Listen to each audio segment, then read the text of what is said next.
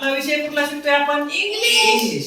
English मध्ये जर बघितलं आपण इंग्लिशचा पॅटर्न जर बघितला सेंटेन्सचा तर आहे सब्जेक्ट, वर्ब आणि ऑब्जेक्ट. याला आपण म्हणतो कर्ता, क्रियापद, कर्म. कर्ता, क्रियापद, कर्म. Subject, verb, object. ओके, मध्ये कुणी बोलायचं नाही. Subject, verb, object. सब्जेक्ट म्हणजे कर्ता. हा जो असतो तो शक्यतो नाउन आणि प्रोनाउन असतो. Noun and pronoun. नाउन म्हणजे नाव, आपल्या सर्वांची नावं. आता for example my name is Yatin. Yatin teachers English. Okay, Yatin आलं, नाव नाही. कोणत्याही व्यक्तीचं नाव येऊ शकतं. आणि pronoun means I, we, you, they, he, she, it, this, that, this, those. These are the pronoun. Okay, आणि ऍडजेक्टिव्ह जो असतो तो ह्याच्याबद्दल माहिती देतो. आता आपण बघतोय वर्ब बद्दल माहिती. ओके, वर्ब म्हणजे काय? Verb means action word. Verb means action word. Action word is called verb. वर्बचे दोन प्रकार पडतात. Okay, HV means helping verb and MV means main verb. Main वर्बलाच वर्ब म्हणतात. मेन वर्बलाच V1 म्हणतात. यालाच ऍक्शन वर्ड म्हणतात. ऍक्शन वर्ड, क्रिया दाखवणारा शब्द. ओके, याच्यामध्ये मेन वर्ब जर बघितले तर V1, V2, V3, V4. ज्याला ईडी प्रत्यय येतो त्याला रेग्युलर वर्ब म्हणायचा. फॉर एक्झाम्पल बघितलं ask, ASKED, asked, ASKED, asked. And V1 is called present form, V2 is called past form, and V3 is called past participle, and V4 is called present participle.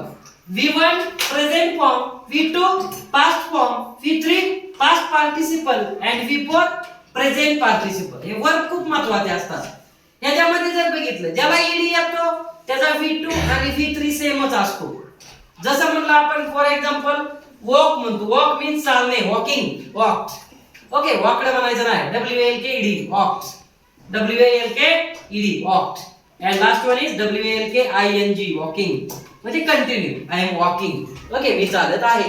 Next इथं म्हणलं आपण irregular verb. Irregular म्हणजे तिन्हीची रूप वेगवेगळी असतात. जसं की go, next went and gone. Go, went, gone. आणि काय येतं? Going. Go, went, gone, going. जसं की म्हटलं सगळ्यात महत्त्वाचं काय?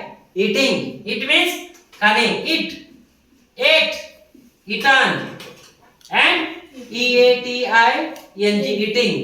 It, ate, eaten, eating. Teach, teaching learning process म्हणतो आपण. TEACH, टीच मीन्स शिकवणे.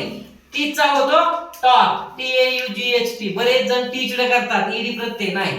टीच, टॉट, टॉट, TAUGHT, टॉट. and last one is TEACHING, teaching. Okay, this we have seen action words. याला म्हणतात action words. main verb म्हणतात. action word is called main verb. आपण MV शिकलो. main verb म्हणतात त्याला verb म्हणतात, त्याला V1 म्हणतात. ओके, V1 असतो, V2 असतो and V3 असतो, V4 असतो. कंटिन्युअस ऍक्शन म्हणलं की V4 हा नेहमी कंटिन्युअस मध्ये येतो. V3 हा नेहमी परफेक्ट टेन्स मध्ये येतो. कोणत्या? परफेक्ट. V2 हा नेहमी सिंपल पास्ट मध्ये येतो आणि V1 हा नेहमी सिंपल प्रेझेंट मध्ये येतो.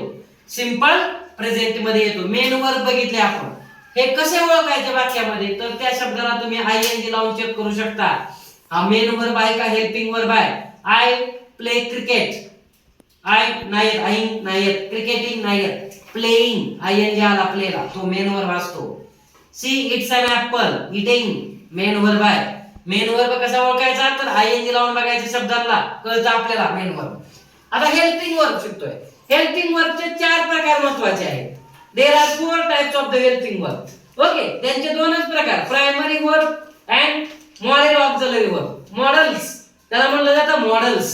पहिला येतो तो टू बी. आणि नेक्स्ट येतो टू हॅव. टू हॅव म्हणजे असणे, पहिला प्रकार टू बी चा. दुसरा प्रकार टू हॅव चा. टू हॅव म्हणजे असणे. I have marker. मार्कर आहे. तुम्हाला आहे मग एमिजार म्हणजे बी आहे. एमिजार म्हणजे आहे, परंतु एखादी वस्तू आहे असं म्हणू शकत नाही.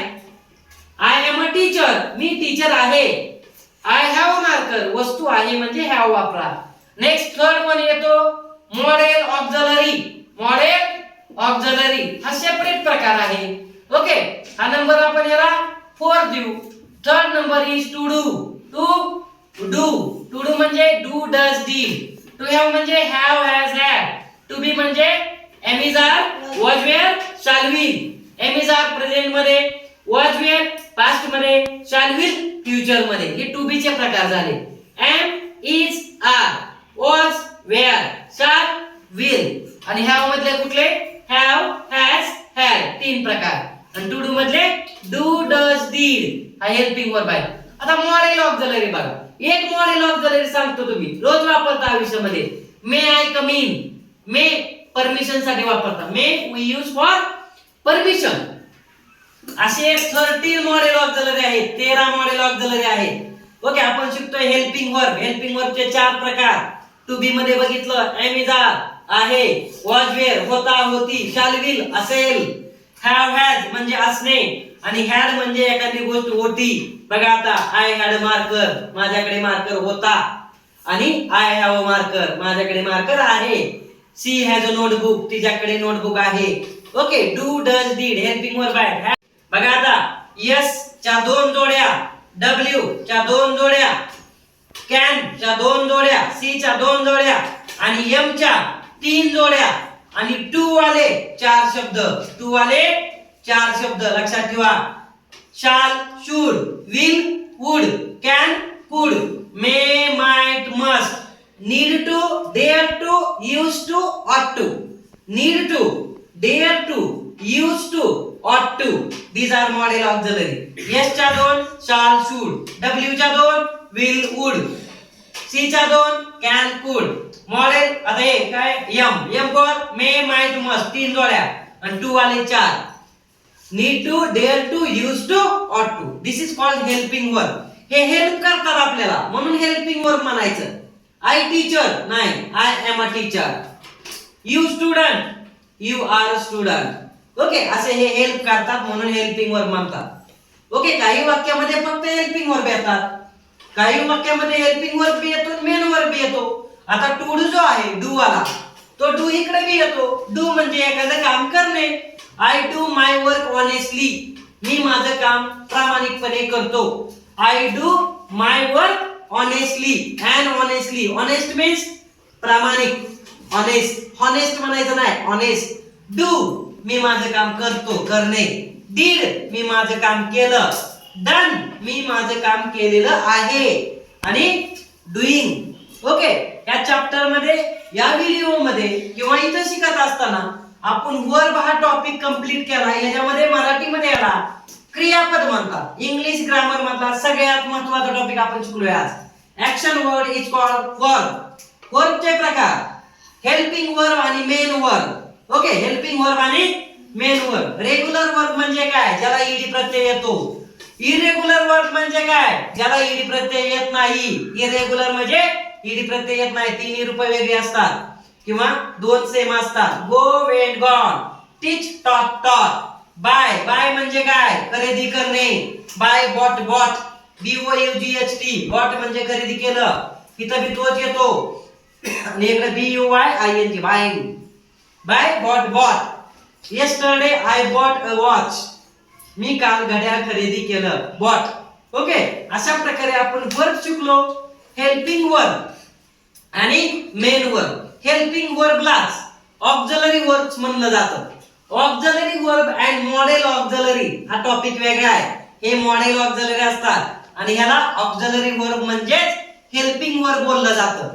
ऑक्झिलरी वर्ब म्हणजेच हेल्पिंग वर्ब बोललं जातं. ओके, आज आपण वर्ब हा टॉपिक शिकलो आहोत.